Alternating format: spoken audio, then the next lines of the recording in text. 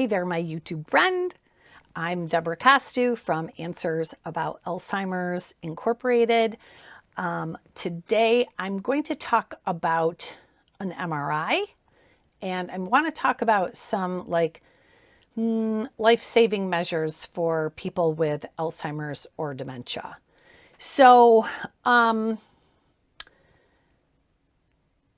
name is Debra, and I started this channel for a few different reasons. So the main reason is because I know that there's so many people out there that are taking care of a person with dementia, but they just really don't know how. They don't have the skills. And that's not your fault, right?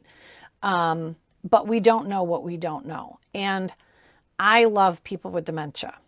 I always have. The brain I find very interesting. So I started teaching for the Alzheimer's Association many years ago on a volunteer basis. I started teaching their highest level course. And that's when I fell in love with teaching. And that's when I fell in love with Alzheimer's, dementia, and cognitive issues. I just found it so fascinating and I couldn't get enough of it. So I became more and more and more involved. And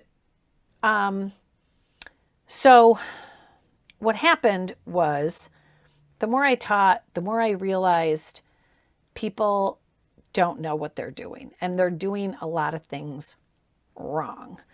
And so while my main purpose is for the person with dementia to get better care, that has to turn into training the caregiver. So while my main goal is the person with dementia, what I'm concentrating on is educating caregivers, and that's you. So it's kind of like, would you let your dental hygienist perform open heart surgery on you? No, you would not. So you're a caregiver trying to care for someone with brain damage without having the skills. And that's just not fair. It's not fair to your person with dementia, and it's certainly not fair to you as the caregiver either. So I know your struggles. I've been there. And I've owned a home care business for decades and my own mother. So I've seen it from both sides. I've seen it from my mom and my own family, and I've seen it from my profession and my job. So I see it from both angles. So I understand where you're coming from. I understand where the caregivers are coming from. I've worked in all the memory care units, the nursing homes, the hospitals, everywhere. So I know what you're struggling with, and I want to help you. So before I get into the MRI and life-saving and all of that kind of stuff, first, I want to let you know that I have a course that I think you would be very, very interested in. It's called the Certified Master Dementia Strategist course. You can go to answersaboutalz.org, and there's an entire course list there, or you can book a call and we can talk about it. But this course is everything that you would need. Literally, you will become an expert in dementia. And I developed the course because I was getting kind of angry. I took course after course, class after class, seminar after seminar. It was kind of all the same crap all the time. Well, not crap. That's the wrong word. It was kind of the same stuff. And I would leave maybe with one tip. But my course offers you over 250 exact phrases of what to say and not to say to a person with dementia. And let's face it, if we have the scripts and we know what to say and do, that's where you're going to get results. So my course is 100% guaranteed. You have absolutely nothing to lose by giving it a try, because if you don't think it's the best damn course you ever took, I'll give you your money back. That's how confident I am. So it's not that you are bad at caregiving. It's not that, you hear, don't argue, always agree. Don't argue, always agree. Seriously? Are you kidding me? How do you do that? I'll show you how to do that. Give them a shower or do this, do that. No, that's not working. Is it working? If it were working, you wouldn't be here. So I have solutions to literally anything on your journey. You don't have to struggle. You don't. You can call me. Do you have to pay for it? Hell yeah, you have to pay for it, because it's the best damn course you've ever taken and nobody else is going to give you a guarantee. So anyway, that being said, you need it, call me, we'll figure it out. All right, so today I want to talk about MRIs, life-saving measures for a person with dementia. So last year, I think it was last year, I kind of blocked it out. I had a really, really scary health concern. And I thought I was gonna die. It was pretty scary. But anyway, it was nothing, by the way. So thank you for put a comment down. I don't know. Anyway, show me some love. It was a very, very scary time for me. And I had to go and get an MRI. And I had never had an MRI. I have never had like a CAT scan or any of those kinds of things. So like most of you, I went on to YouTube and I was watching videos and I kept hearing all these things like, oh, it's super loud and it's really scary and it's claustrophobic and all this. And I was like, oh my God, right? And some people even take medications to go in there. And so I was kind of all worked up over this whole process. And what I have to tell you is, and I think we hear this over and over, we get ourselves so worked up over something, and then when it's over, you're like, oh, that wasn't bad at all, right? So, and then I heard, oh, they put this helmet over your face, and, really, honestly, I mean, yeah, you go into this machine, but, I mean, I had my head done, so I guess maybe if you have your feet done and you're all the way in or something, but you can see all outside. Was it loud? Yeah, it was like a loud clicking noise. It was nothing terrifying. And the noises changed. That's what I wasn't prepared for. So it might be like clunk, clunk, clunk, and then it'll go clunk, clunk, clunk, clunk, clunk, clunk, clunk, clunk, clunk, clunk, and then nothing, right? Almost like you're in a garbage can and somebody's banging a stick on the side of it, right? And they're doing fast and then they're doing slow and then it would stop. But honestly, this was not a big deal for me at all, personally. And I would say I'm not really great in small, tight spots. But the thing that they put over your head, it's almost like a football helmet. So it's like a grate. You can see right through it. It's not like you're in this helmet that you can't see out of or anything like that. And I did hear on a lot of the videos that they would play music or they would ask you. I was never offered any music or anything like that. I was just in the machine. And it really was not bad at all. I didn't think it was bad at all, but I do want to show you because I told them that I was a dementia expert and I said, please, please, please give me images of my brain. Because that's what I went in for, images of my brain. Like it was scary because I thought something was really wrong with my brain. But these are the images that they gave me. Aren't these like totally cool?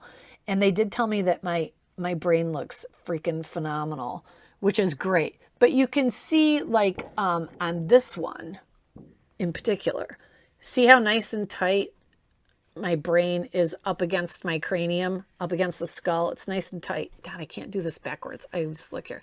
See, so when a person has dementia, the brain actually shrinks and there will be a big space in between here. And you'll also see all these little white lines. These are all the folds of my gray matter. And they're nice and tight. You can see that they're nice and tightly folded together. There's no big gaps. So my brain actually looks pretty good. And they told me it looked phenomenal. So I really didn't look at this too much. Oh, look at this cool one because it's got like my profile and everything. Can you see that? I'm trying to show it down here. Isn't that cool? You can see, oh, so cool. So cool. So anyway, I'd like to get one of those blown up and put it in something like with a light behind me. I think that would be totally awesome. But anyway, I just want to talk a couple minutes about something that has come up recently in my husband's home care business, because this is, I think it's a problem. I think it's something that comes up pretty frequently, and we need to start thinking about these things before it happens, so that we can be more prepared to make these decisions. So if your loved one has dementia and they're, getting up there in the stages and they're more and more confused and their quality of life. I mean, these are the kinds of things you have to start thinking about, right? Like, really, what is their quality of life at this point, right? And let's say something happens. For instance, let's say your mom is having chest pains. She goes in to see the doctor. The doctor sends her to the cardiologist. The cardiologist does a workup, whatever they do. And they come back and they say, well, mom needs open heart surgery. Like, we need to start thinking about that person with dementia and not so much ourselves, right? Because maybe we're not ready to let mom go. We're not ready to make these types of decisions, but we have to be ready to make these decisions because the person with dementia is incapable of doing that. So there's a lot of things to consider when something like this comes up, right? What is their age? What is their current quality of life? What are the potential outcomes of having a surgery, like a major surgery, right? Many times anesthesia really does wear and tear on a person with dementia. Are they going to fully recover? And when you think about a person with brain damage, a hospital is one of the worst places they can be in, right? Unless you can afford to have a caregiver or an aide who is very well versed on dementia, which there aren't very many of those around, to sit with them 24/7 when you can't be there. Is this really something that you want to put your loved one with dementia through? Because even somebody who is cognitively intact going through major surgery, it's a challenge, right? And then rehab and all of that. So, it's so hard, but we need to start thinking about what is best for the person with dementia or the patient. And why would we go to these extenuating circumstances to prolong life? And what are the outcomes that we're looking for, right? Because I also had another client not too long ago that declined very, very, very rapidly with cognitive issues. She did not have cognitive issues prior. She was 90 something years old.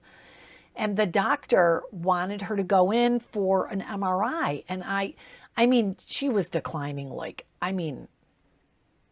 wicked fast. Days, weeks, every day was a huge decline. And I said to the family, well, let me ask you this. So let's say you do the MRI and you find out she has a brain tumor. Are you going to operate? No.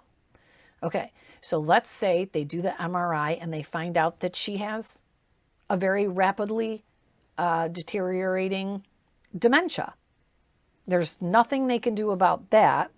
So what's the outcome for that? What if she had a stroke? What's the outcome and the cure or the prognosis for that? So they kind of started thinking the what ifs, and then they decided, well, why am I going to put my mother who has severe cognitive decline in this MRI machine and scare the living bejesus out of her? Like, what's the point? What's the outcome? So I know these are tough times and these are hard decisions, but I also had someone just recently, which was why I made this video. I had someone recently that told me that their 89, 88-year-old dad went in for heart problems, and they said they were going to do a couple of stents and then they were going to do open heart surgery after. And I was like, why are you doing that? Why are you doing that? Don't put him through open heart surgery at 90 years old. Like, then have to start thinking, like, what is this doctor doing? Is this a new doctor who is practicing?